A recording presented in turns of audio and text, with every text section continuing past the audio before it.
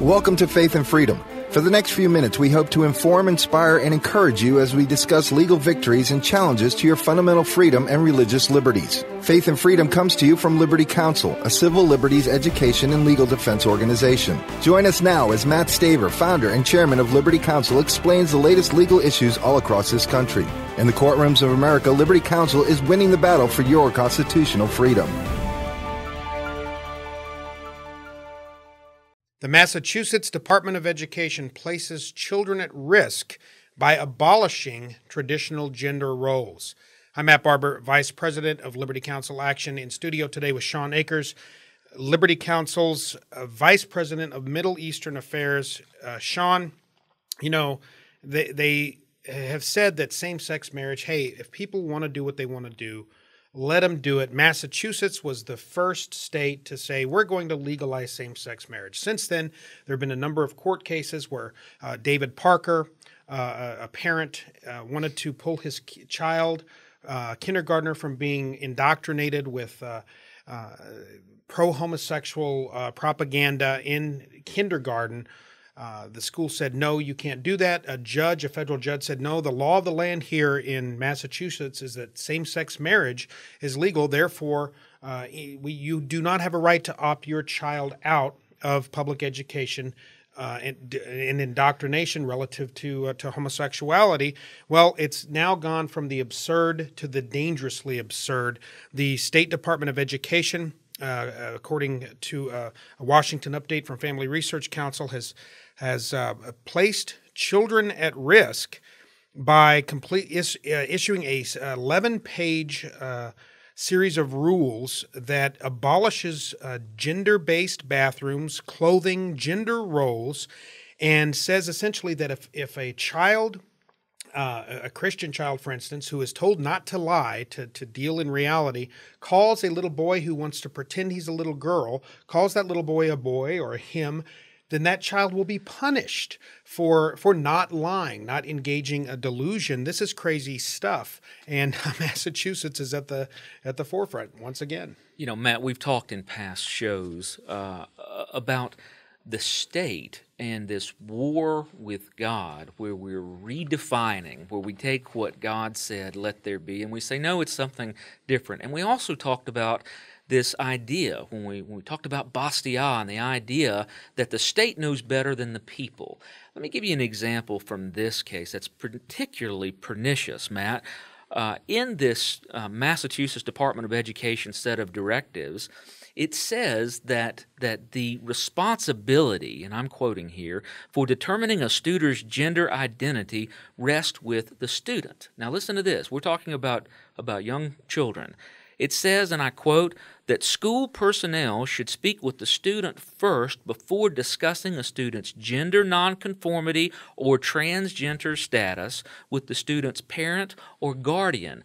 This set of directives, is literally saying that a child, under the tutelage of its public school teachers, gets to decide whether the child is male or female, and that the teachers, Matt, are not allowed to even discuss the child's chosen gender or his misconceptions or her misconceptions about his or her gender with their own parents. This is a secret between the child and the state unless the child wants the teacher to discuss it with the parents. So what you're seeing is the state move between the parents and the child in an unprecedented way here, not in a most absurd way, where the child, regardless of what they learn in biology class, or maybe this is what they're teaching in biology class now, but regardless of what their physical anatomy says, they're not even allowed to inform parents, teachers aren't, of what their child says that his or her sex is. Well, and it goes beyond that. It says that children, let's say Christian children, again, who are instructed not to lie.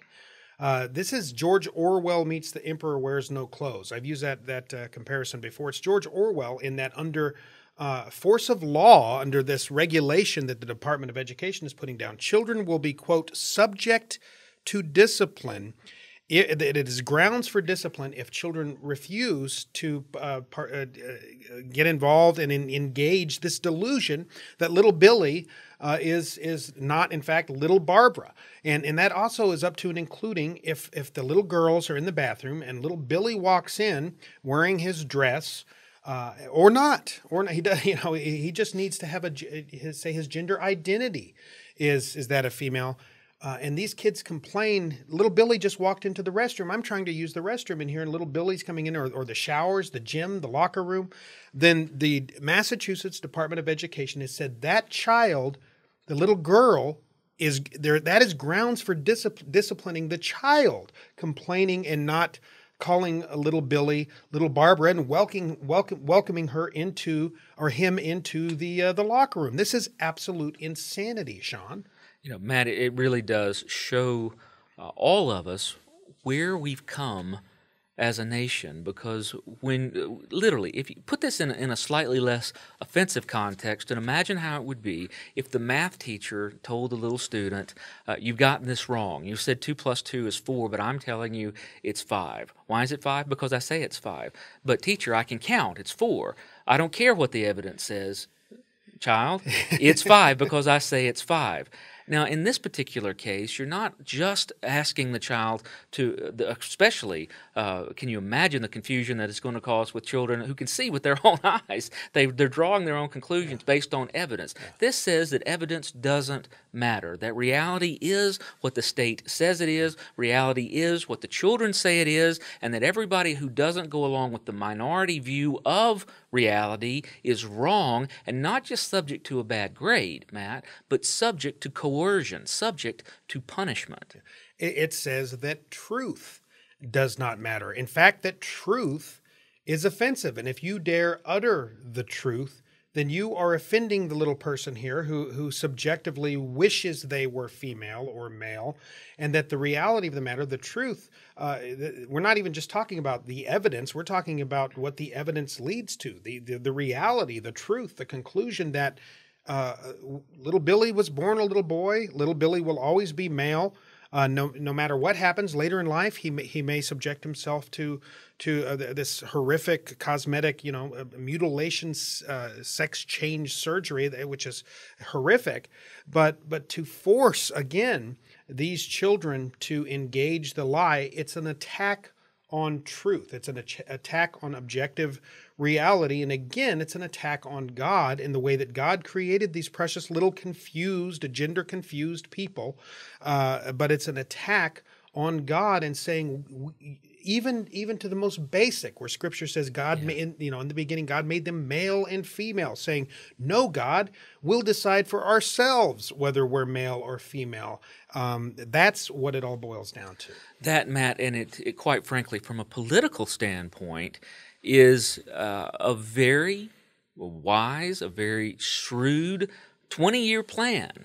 Because if you annihilate the concept of any gender distinction in the minds of children when they're in their formative years, by the time they become voting adults, think about it. If what the Massachusetts Education Department is doing here is allowed to continue and is accepted, then like clockwork, by logic, in just about 18 years, when these children are now voting members of society, things like the nuclear family and marriage don't even have a context anymore. It's not a matter of a debate that we're having now. They literally don't have a context. What do you mean same-sex marriage? It is what you say it is. It may be different sex marriage because two people who happen to have the same physical gender consider themselves opposite gender, so it's not same-sex marriage in Massachusetts anymore. This creates a confusing, anti-logical, literally illogical approach to entire life that allows the state to pre-program children with a script that they would like them to carry out later in their political lives. And where does it stop? I mean, what if a little Caucasian child decides subjectively that he's actually an Asian child, a Hispanic child? What about racial identity? What about species identity? I've often joked that if a person wants to get in touch with their inner run a horse and run the Kentucky Derby. Who are we to say that they don't have a right to, folks? LGBT, lesbian, gay, bisexual, and transgender. The T is what we're talking about here. It's all one movement, and the chain, as they say, is only as strong as the weakest link. This transgender notion is absolute absurdity. It's a weak chain to begin with, but it's the weakest link in this LGBT alphabet soup of nonsense. Go to lc.org to learn more about what Liberty Counsel is doing to defend the natural family, to defend natural gender roles, or give us a call, 800-671-1776. You have been listening to Faith and Freedom with Liberty Counsel. We hope that we have motivated you to stand up for your faith, family, and freedom. We can accomplish a lot when we work together. Get informed and get involved today. Sign up for our free monthly newsletter, The Liberator. We will send it out to you free of charge. Stay informed with our Liberty Alert email updates. Just click on the website at www.lc.org or call us at 1-800-671-1776. Tune in next time to learn more about your rights right here on Faith and Freedom.